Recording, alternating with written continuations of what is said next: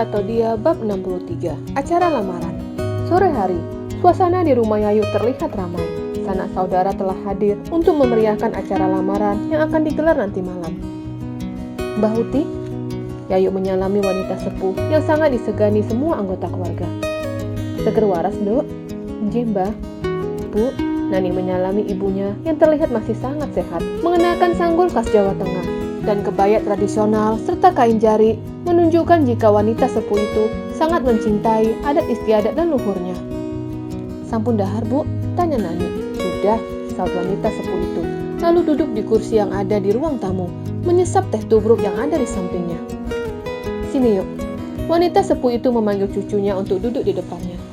Tadinya, wanita sepuh itu berbicara menggunakan bahasa Jawa. Sekarang wanita sepuh itu menggunakan bahasa Indonesia. Walaupun lahir dari keturunan Jawa Tulen, tapi wanita sepuh itu bisa berkomunikasi bahasa Indonesia. Kadang wanita itu mencampur bahasa Jawa dengan bahasa Indonesia. Mbah, Yayu duduk di hadapan wanita itu. Sampean yakin mau nikah? Mendengar itu Yayu langsung melirik ke arah ibunya. Ojo lihat ibumu.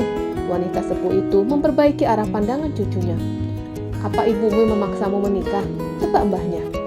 Ora, Bu, timpal Nani. Kamu meneng wae, seru wanita sepuh itu. Seketika Nani langsung diam. Enggak, Mbah, timpal Dodit sembari menyalami wanita sepuh itu. Iku siapa? Tanya wanita itu sembari menunjuk ke arah anak sekolah yang ada di samping Dodit.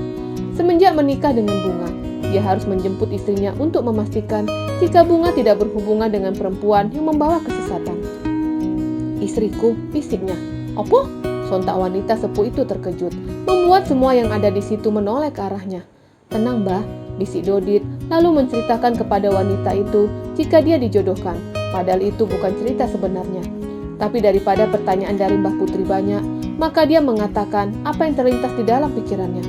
Tapi itu masih kecil, tanya mbahnya lagi. Iya, Mbah, aku juga belum melakukannya, bisik Dodit, dan seketika langsung dicubit wanita sepuh itu. Wes toh, Bu, hari ini Ayu mau dilamar, ujar Nani menenangkan.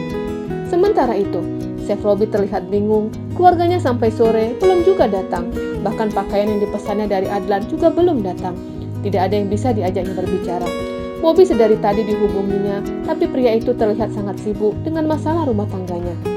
Waktu terus berputar sampai matahari terbenam, tapi belum ada panggilan masuk dari keluarganya maupun beskap ataupun surjan yang dipesannya. Aduh, bisa-bisa batal semua rencanaku. Umamnya bingung, lalu menghubungi Bobby kembali. Ketika itu Bobby sedang duduk di pinggir tempat tidur, memperhatikan istrinya yang terlihat sedang menyusun pakaian ke dalam lemari. Aku akan menetap di sini sampai Mas Tejo sembuh. Ucapan Siti membuat Bobby terluka, tapi dia hanya tersenyum. Jika itu maumu, silakan, sahutnya, lalu melirik ponselnya yang sedari tadi berdering. Dia segera mengganti pakaiannya di depan Siti. Wanita itu menoleh dan memperhatikan suaminya. Ada rasa rindu ketika melihat tubuh suaminya. Sudah 2 hari dia tidak melakukan hubungan badan dengan Bobby. Mau kemana? Tanya Siti. Aku mau menghadiri lamaran Chef Robi, sahutnya sembari memakai dasi. Siti mengambil alih dan mengalungkan dasi itu ke leher suaminya. Aku tetap istrimu, ujarnya pelan sembari merapikan dasi yang telah melingkar di leher suaminya. Jika kamu istriku, seharusnya kamu tahu posisimu, sahut Bobby dan berlalu.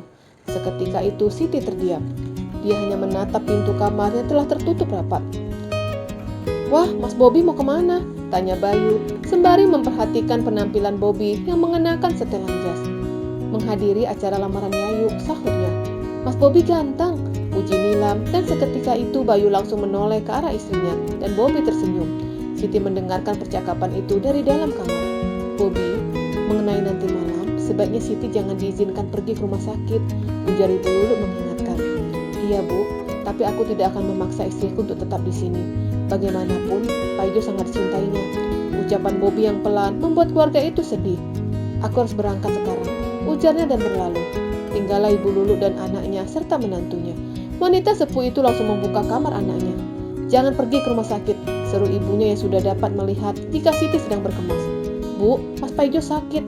Sakit terus alasanmu, seru ibunya marah. Apa kamu tidak dapat merasakan bagaimana perasaan Bobby?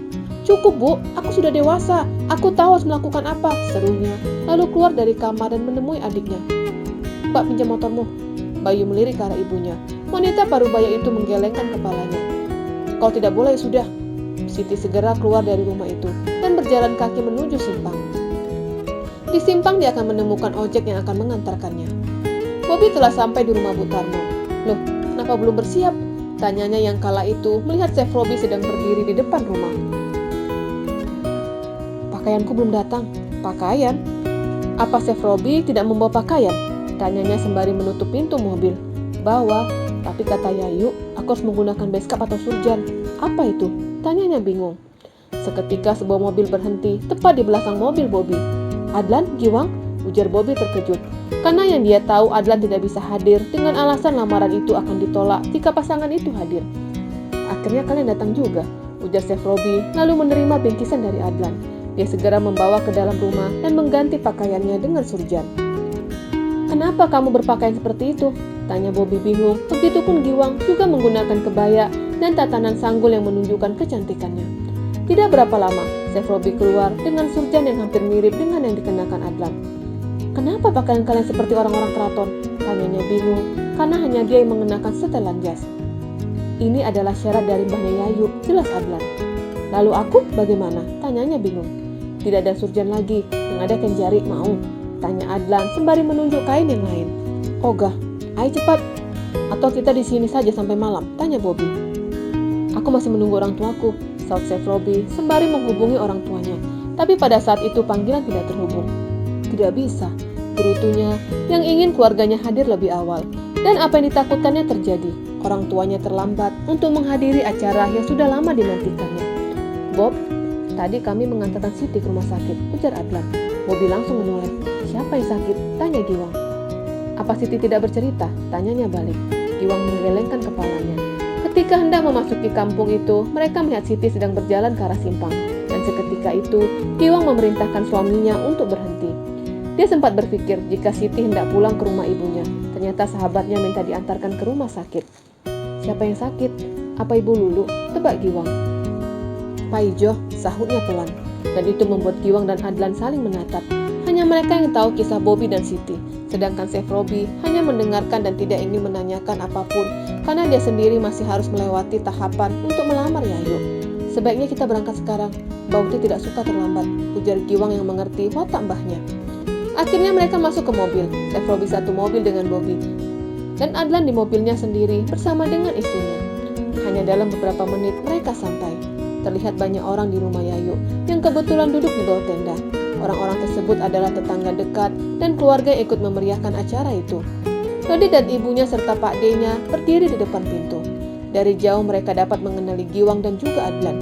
"Bu, kenapa ada mereka?" bisik Dodi. "Ah sial, kenapa ada mereka?" gerutunya yang tidak suka dengan Giwang dan Adlan. "Malam Bu," sapa Chef Robi. Wanita itu tidak menjawab. Tatapannya menatap ke arah Giwang. Chef Robi dapat mengerti tatapan itu. Apa yang diucapkan Adlan benar. Kehadirannya akan membuat lamaran itu tidak berjalan dengan lancar. "Ada keperluan apa kalian kesini?"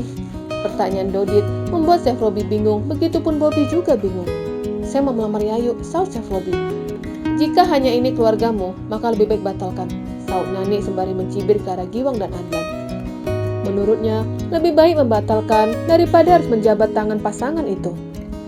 Tiba-tiba, banyak mobil berhenti di depan rumah itu. Tatapan semua orang menatap ke arah lampu mobil yang sangat menyilaukan mata. Terlihat banyak orang turun dari mobil yang tidak lain adalah keluarganya Chef Robi. Semua keluarganya datang menggunakan beskap untuk pria dan wanita menggunakan kebaya.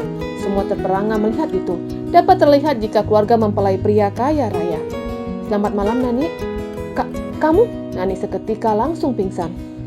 Wanita itu kembali hadir di hadapannya. Tidak pernah terfikirkan akan bertemu kembali, dan sekarang dia bertemu dengan Ibu Andin yang tidak lain adalah ibu kandung dari Chef Robi. Bersambung.